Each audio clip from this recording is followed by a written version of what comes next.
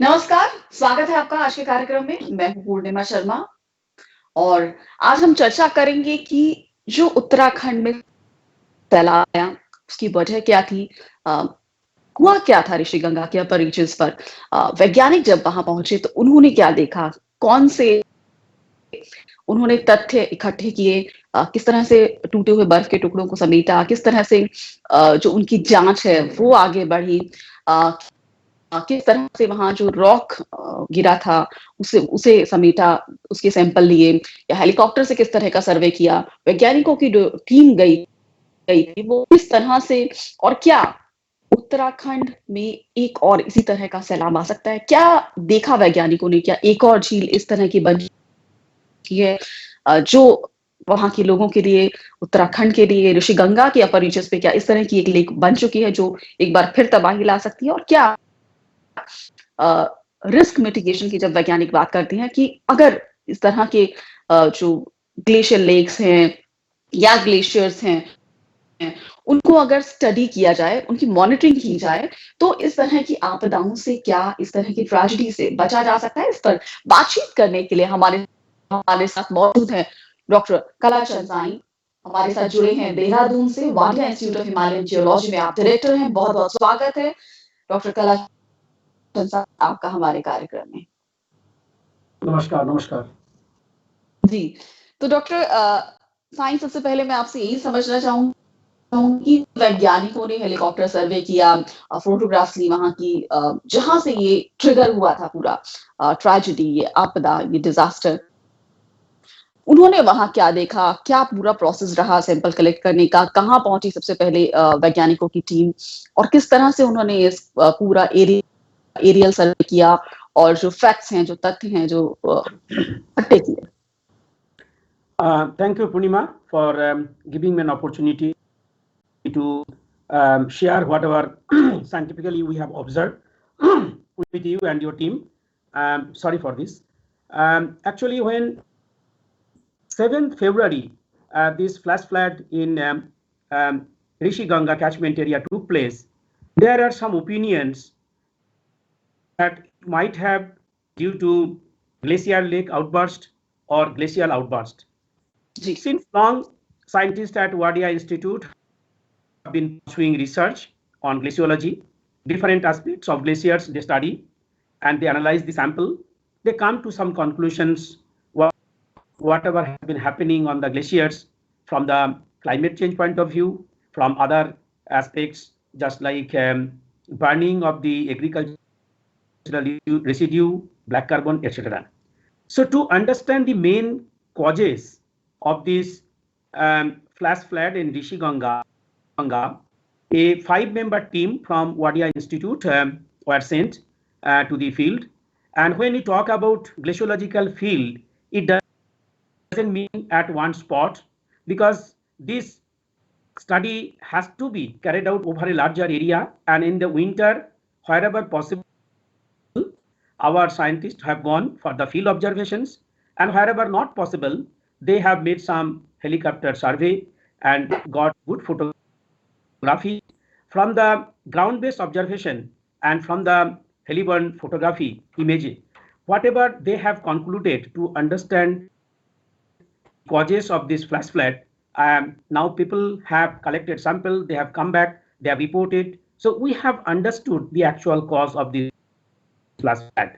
So that we'd like to share with you. Before I share this views, before I share this information to understand the main cause, I'd like to bring out the name of the Wadia scientist who spent 5 days, very important time into the field to understand this phenomena. And whatever I am sharing with this through this media, it is their work. I am only conveying. I also was a little part of that survey, went there to understand what they are telling, how much I can also understand clearly for that purpose. So the name, Dr. Manish Mehta, Dr. Bineet Kumar, Dr. Amit Kumar, Dr. Akshay Verma, and Dr. Sumit Tiwari, these 5 members are the people who went to the field next day after this flash flood took place. So as I told that glaciers form a formed at very high altitude, and they are mostly inaccessible. So it is very difficult to reach the actual spot from where whatever we are considering that avalanche of glacier and rock mass and its subsequent phenomenon. So I will briefly share with you event-wise what exactly happened. First of all, the first point, that a hanging glacier and rock mass avalanche took place in the Rothi Bank Glacier catchment area, and that was situated at a altitude of 5,600 meters above the sea level. I will show all these phenomena with one photograph later on, then it will be very clear what I am sharing with you. So there has been a avalanche of hanging glacier and rock mass from a height of 5,600 meter, and that rock mass as well as the glacial mass have come down along a slope, and that gradient of the slope was around 38-40 degree. So when that huge mass, and our scientists have taken a photograph after the event, and they have identified around the rock size of the rock mass will be quite good. They are estimating or anticipating that this might be of 400 to 500 meter long. So you can understand how much big rock as well as big glaciers have fallen from that distance. I will come back how they have detached from the mainland, main rock formation and main glacier after some time, when I will explain the theory of breaking of the hanging rock and overlike glacier mass. So when it fell down from that height and rolled down in the slope, which has high gradient, definitely whatever freshly formed snow were accumulated, whatever loose materials or soil existed, it also rolled down along with that, then fell down over a small stream is called Ronthi Proglacial Stream. And Ronthi Proglacial Stream is originated from the Ronthi Bank Glacier snout. So basically, the rock mass has fallen from here, and there was the river at the floor, and the river was getting fed from the Ronthi Bank Glacier. And this glacier, from where it has been detached, is lying on the Ronthi Bank Glacier catchment. So when this rock and this glacier mass fell down, and at a height of 3,600 meter, so it came down from 5,600 meter to 3,600 meter and covered a distance of approximately 3 kilometers. And then what happened? All the rock mass, the debris, and the glacier rock fragmented and loose soil all together made a slurry, and the slurry started flowing down along the Ronthi River. So this is the first event, and when it fell down, then second event, it formed slurry, because the huge glaciers as well as rock mass as well as freshly formed snow as well as some sort of loose materials all scraped down to the bottom over the Ronthi River, and it formed glaciers, and that it forms slurry. That slurry material slowly went down along the downstream of the river, and that river actually is a tributary of main river, what we call Rishi Ganga River. So when the slurry flowing through the Ronthi River fell over the Rishi Ganga River, at that point, that huge slurry formed a dam type of structure, and because of the pressure was so high, it simply broke down and further went down. The slurry material went down, and some slurry material formed a lake into the upstream of the Rishi Ganga River. So this is the third point. So first point, it fell down, then it formed slurry in the river Ronthi, then it flew down along the Ronthi River. Then when it fell in to the Rishi-Ganga river, it created a dam over there, and overlying that upstream water, it formed a lake, and it went through the downstream of the Rishi-Ganga river. So this, when it flew further down, then it met with that Rishi-Ganga dam. We situated near the Rainy village, and it made huge damage to the dam into that to the Rainy village. So this phenomena has been observed, that how it has created that damage to the dam, and that dam around this might have, what I am telling, this phenomena has taken place. That formation of the dam over the Rishi-Ganga was around 10:30 a.m. and the rock mass fell down at around 2:30 a.m. So we have got the evidences from the local people. They heard a big blast-like sound. They thought that 2:30 there has been a blast, but our scientists have established that might have been, the sound might have been due to the falling of the huge glacier ice as well as rock mass from that 5,600 meter top to 3,000 meter down into the Rothi Nala.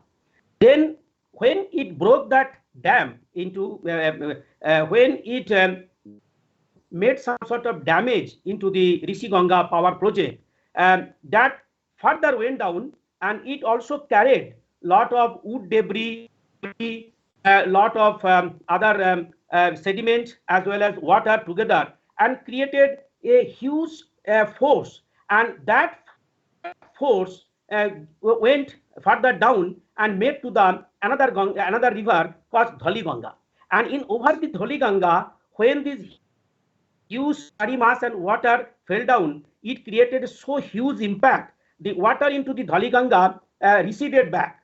So that means the jerk was so high that water into the Dhali Ganga flowing, there was a back thrust. So suddenly there was a huge upwelling of the water into the upstream of the Dhali Ganga, and that is also evidence our scientists have observed by looking into the either side of the river, and they have seen that water flown up to certain height, and then immediately, because it cannot stand there, so when it there was a back thrust of water, all huge volume of water suddenly came down, and along with the flow of the slurry, they make a huge impact to the further underlying dam, which was at the Tapovan, and we see it has made a great impact to the Tapovan dam also. So in the story, what we have seen, that at 2:30 there was a avalanche of huge glacier and rock mass from a height of 5,800 meter from the Ronthi bank glacier. Then it fell down over the Ronthi river at a height of 3,600 meter. Then with the with the rock mass fragmented, well, it came down over the slope, and the water and other debris, moraine debris together formed slurry, and that slurry made a damp-like structure in the upstream of the Rishi-Ganga that still we have observed through our photograph. It is existing. I'll come back after some time what is the situation of that that lake. Then it further went down, made a huge impact to the Rishi-Ganga dam, and further it went down and then make impact to Dhali Ganga, and that Dhali Ganga impact was so big because all the way whatever material it got in the top, but when it flew down, lot of other material also it got accumulated. So thrust of that material to the river Dhali Ganga was so high, we observed the back thrust of the water, and that all that water that make a great impact to the dam situated into the Tapovan. So this whole stretch is of the order of 22 kilometers long, and we observed a lot of phenomena in that spell of time has taken place. 2:30 a.m. started, it fell down, and then at 10:30 it created the dam over the Rishi-Ganga. Then afterward this slurry and water, as it went down and down, that we have seen that definitely that huge mass of soil, debris, water, all this together, even that ice boulder, they also have the ice boulder. They have made lot of impact to the structure, to the people working into the downstream. And that we know, all of us know, that has caused really a great massacre to the people, whoever working into that region, whatever structure was existing into that region. I would like to point out over here that as we come from top to down, that in the top, the river width was so small. All this material was appearing as a huge height, but when it slowly came down, and width of the river got widened, the height got shortened, and that further down, when it goes through the Alaknanda and other flow and different places from Devrayag to Devrayag through different other places. We see Rishikesh, Haridwar, and in between Srinagar, their water height was less. So this is in a nutshell from the evidences, whatever scientists have gathered by looking into some sort of samples, whether it is a sediment, whether it is a big boulder of ice mass. That big boulder of ice mass, they have even found out at Tapovan. So all the way that after that avalanche from that height, that huge volume of glacier rock has come down, and their signature was not lost. It came down 22 kilometers into different broken pieces and have been found out even at Tapovan. Within the debris, they have found out big boulder, and their size have been rounded because of coming down all the way along the slope.